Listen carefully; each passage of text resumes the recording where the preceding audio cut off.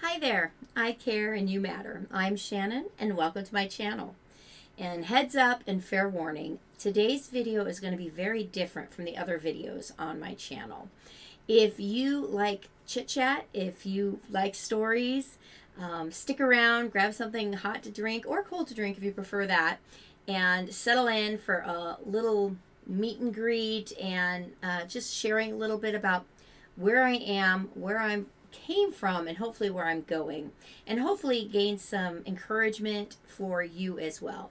If this kind of video is not your thing, go ahead and stop watching now. Check out some of the other videos I have on the site. But I just really felt like sitting down, having a chat, because I'm kind of at the precipice of some change. And before I get into that, I want to take you back and tell you a short story about what instigated this, what caused it. And I was actually being wheeled into emergency surgery. I had been hemorrhaging for far too long and was being wheeled in for an emergency hysterectomy. And the anesthesiologist asked what should have been a very, innocent question. To make me relaxed and just ease my way into surgery. And she asked, "So what do you do for fun?"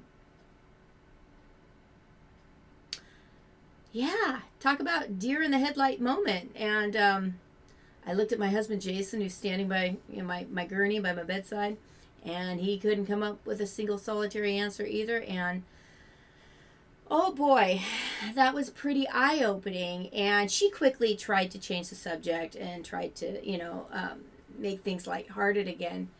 But that was that was the moment I became aware that things needed to change. I had been working for years, obviously. I had been a mom for years. I had been a caregiver for years. And, as I put on all of those hats through necessity, other hats and other things that I previously enjoyed had gone by the wayside. We all have a limited amount of energy, mental resources, time, and I was beyond capacity. I was beyond capacity with everything I had to do. And that was the moment I realized things needed to change, because everything that I was juggling and doing was changing me, and absolutely not for the better. If I'm completely frank, I realized that I had become somebody that not only did I not recognize, but somebody that I sure as heck did not want to be. And so I saw many different therapists. I saw lots of counselors. And while some of them were helpful, there were others that became morbidly curious about our adopted son's situation, scenario, his special needs. And that wasn't helpful to me. I didn't want to go and just rehash everything that was upsetting. I wanted to look forward, and hopefully, if I couldn't find a light at the end of the tunnel, I gosh darn needed to light a match. And so after spending lots of money, and first of all, I support therapy, mental health professionals. They do, a tremendous service to all of us. I'm just saying I wasn't getting the kind of help that I needed. I needed practical, hands-on, actionable steps. I knew what had to be done. I needed to find a way to make the doable. How do I do that? I get that. I remember one counselor telling me, she gave me the analogy. She said it like this: imagine yourself as a cheese grater or a potato grater or a vegetable grater, and you have a certain amount of vegetable, and you're grating and you're grating and you're grating, and eventually you have to stop grating, because if you don't, you're going to start grating your hand, and that hurts. And I was well past that point. And I said, okay, well then how do I fix that? I can't take away any of these responsibilities that I have. And she said, okay, you need to do more stuff for you. You need to build a reservoir of energy by pouring into yourself. I'm thinking, well, okay, yeah, duh, I get that. I know that. I wish I could. And then I sat there and I realized, actually, when I got home, I sat there and I thought, the $35 I paid for her copay and the time I spent in that office, I could have gone and done something. And so I did. The next week, I took what would have been my copay. And again, if you're in therapy, I'm not saying skip it. I'm just saying for me, I needed to try something new because what I was doing currently wasn't working. So what I did is I took myself out to my favorite restaurant or favorite family restaurant, and I just went by myself. I intentionally went when my kids were in school. I scheduled time off from work in my on my online calendar. I work from home, but I work, and so I needed to get out of the house because my home is also obviously where I work. So I went to our favorite family restaurant, but I went by myself, and I scheduled an hour, and it was probably the best hour I've ever spent because I realized that there were going to need to be some big changes made, and big changes aren't easy. But I knew they had to happen because how I was going, the rate I was going at, and everything I was doing was absolutely not sustainable. And it was hurting our family. It was hurting me. And things just weren't going to end well. So what did I do? Well, first of all, I bought a bunch of self-help books. And if I'm truthful, I was suckered in by the title. But then when I got home, it was a massive sea of words. And the very little amount of free time I had, I could not fathom reading these books. So that didn't work. And so I gave it a little more thought, and I realized, wait a minute, I used to be a teacher. Before we adopted Mark, our youngest son, I was a teacher and I loved it. And I thought, my goodness, if I could teach kids how to read, if I could teach kids, algebra, mathematics, surely I can figure out a way to help myself and make the doable. And so I started off trying to do that. And that leads me to where I am right now. I've been making small incremental little steps over the past probably year. And I'm excited to share that those changes are exponential. It gets easier and easier. Just like bad things can snowball and stress can snowball, so can good things, so can progress, so can change. And so what I did is, again, I thought back to, okay, when you're a teacher, you have what's called a scope and a sequence. You think, you look telescopically, you think big term, okay, where do I want to go? Because you have to know your future destination in order to figure out and plot how you're going to get there. You need to know where you're going to go, where you're headed. So I thought about the scope and sequence. And so my scope was, okay, I want to be a happier person. I want to make time and leave energy for things that are important to me, for my own personal identity and priorities. But I also want to be a good mom, be a wonderful wife, be a good person. And to me, that includes being a happier, warmer person. And the only way I can be happy and warm is if I'm not completely depleted of energy, because that's what stress will do for us. So, and then so again, scope and sequence. The scope is where you're headed, and then the sequence is what are the little things, what are the little plot points along the way? How are you going to navigate to where your end destination is, where you want to ultimately be? And so I find that encouraging, that process to be encouraging because you can break it down. You don't have to, while you know where you're headed, you don't have to think about all the different things that have to happen to get there. You just focus on the step where you're at and then look forward to the next step. Not, the upteenth steps ahead to actually get there, but just one at a time, one at a time. And I actually came up with a little acronym for myself, ABCs of sustainable change. And the first A is accountability. Yeah, I knew what I needed to do. I'd figured it out. I've written down steps to make the doable for myself. In other words, I became my own teacher. I broke things down. I became very rational and thought very critically about, okay, not what do I want to do, but how can this change really happen? What do I really have to do in order to affect change? Well, I realized that I also needed accountability to make sure that I was actually doing it. And so I started writing things down in my planner, started putting index cards with my goals up in front of me by my computer so that even when I was working, I would see those. And last but not least, I scheduled weekly meetings with my husband because I knew he was a safe space for me. And so on Wednesdays and Fridays, we sit down, even if it's just for 15 minutes, and we talk about how have I been working towards my goal? How am I feeling about it? Is it working? Am I being successful at it? And what is my future goal? And that has been profoundly helpful. So the accountability is one. Bridge what create a connection between what you're taking away and what you're changing. In other words, don't just take something away or remove a bad habit and leave this gaping hole, because that, whether, even if it was a horrible habit to begin with, it still was a habit and you have muscle memory of doing it. So taking that away cold turkey it could possibly lead to even more frustration and stress. Don't do that. Bridge the change. And by that, I mean create change small and systematically, and or substitute that change with something else. So what did I do? For example, I used to love Coke.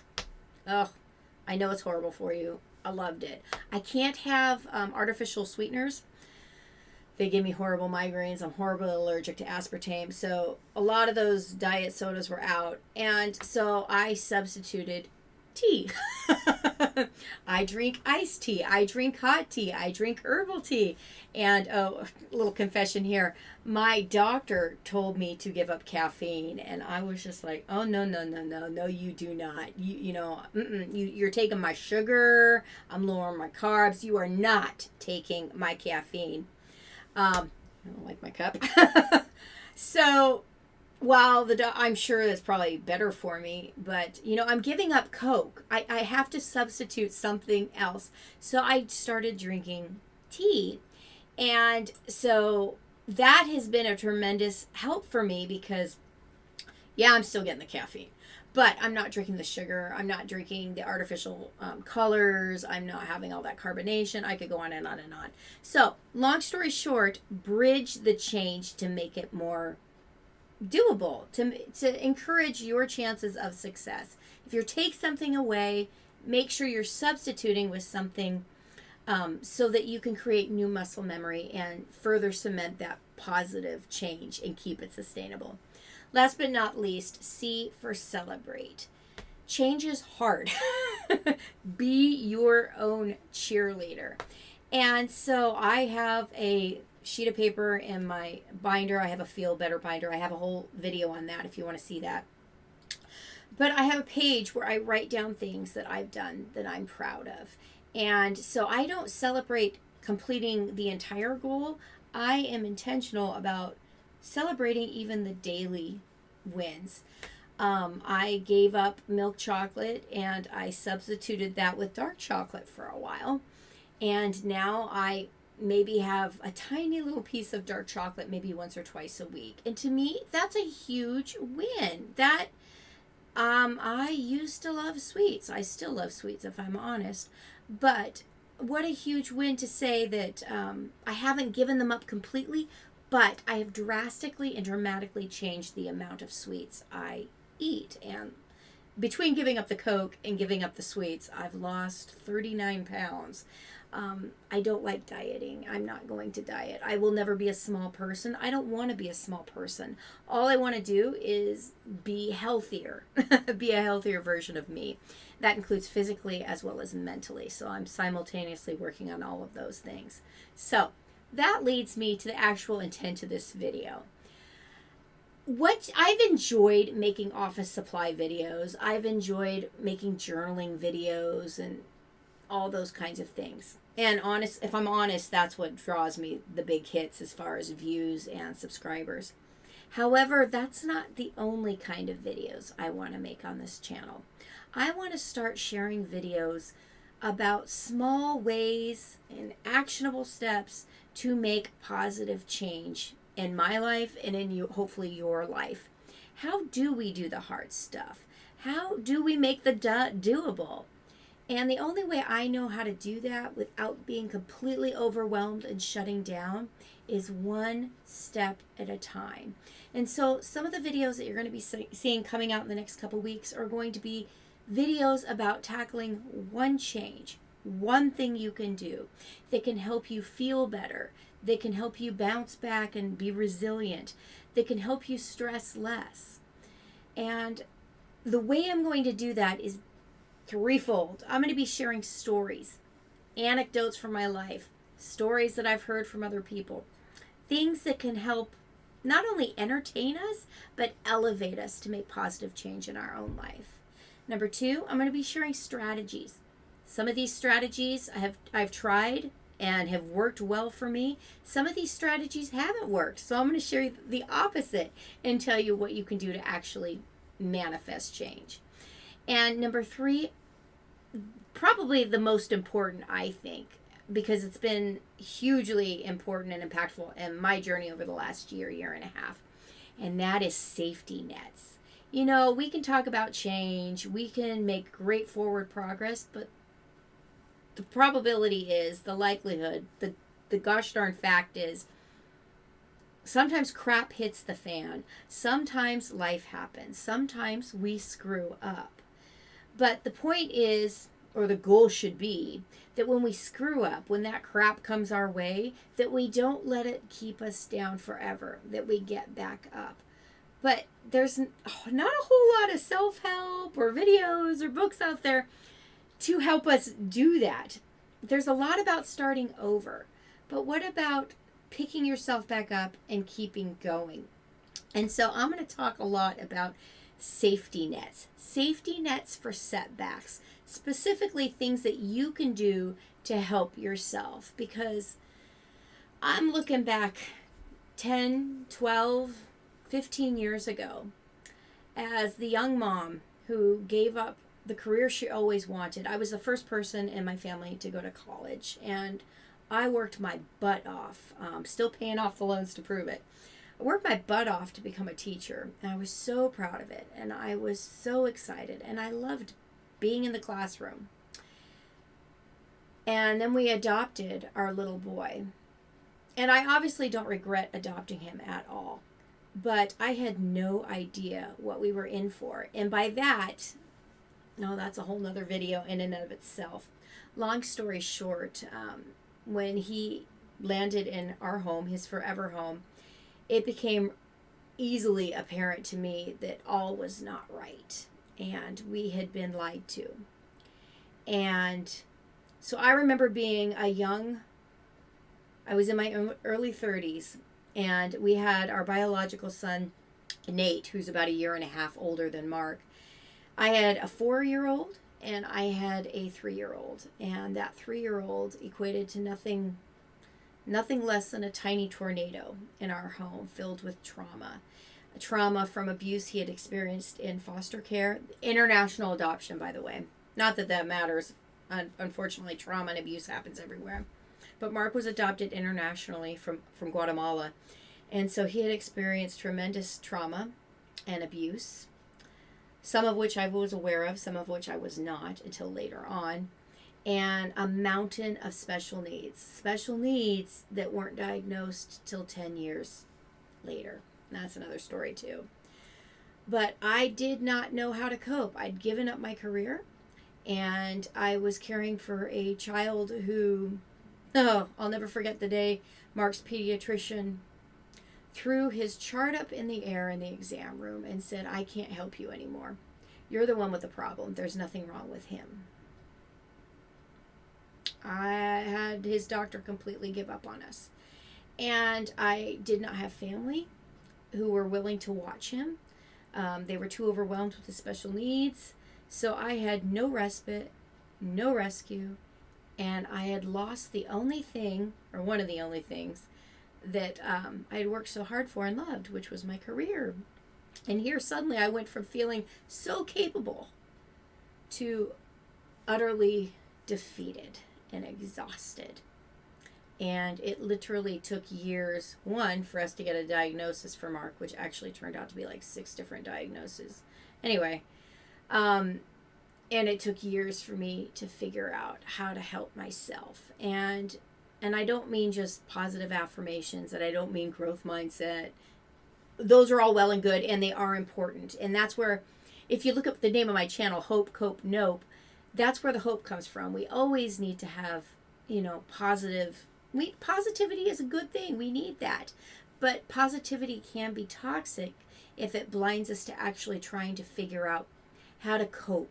Nope. How to cope with our actual situation. You can stare at a pile of crap and call it a rose. It doesn't make it a rose. Not even if you put on the red, the rose-colored glasses, ain't gonna work. It's still gonna stink. And sometimes there's no avoiding the stuff we have to deal with. And sometimes we can't get around it. We can't get over it. We have to go right through it. So how do you navigate all that muck in practical ways and not, needlessly wear yourself out in the process? That's where the cope comes in. And to come full circle, nope. When I was on that gurney being wheeled into surgery, emergency surgery, which I was told was stress played a huge part in that, and I realized I didn't do anything for fun. I'd lost myself. I'd lost Shannon. I said, nope, this isn't going to work. Nope, this isn't going to happen anymore. Nope, this is the end. This is my line in the sand. And nope is actually a positive word. It is a complete sentence and it requires no explanation. But what nope does is helps us establish and enforce boundaries based on our priorities.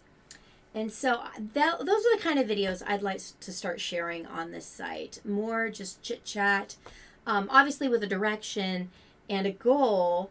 And ultimately that goal would be to share with you practical ways to make the doable, to make sustainable change that you can feel and change that you will notice in a heartfelt and life application way.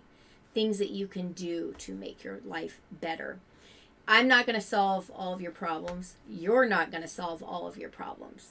But stay tuned to this channel because here together we're going to help you navigate those problems so that they don't become new ones. And with that, I'm going to say bye-bye until the next video.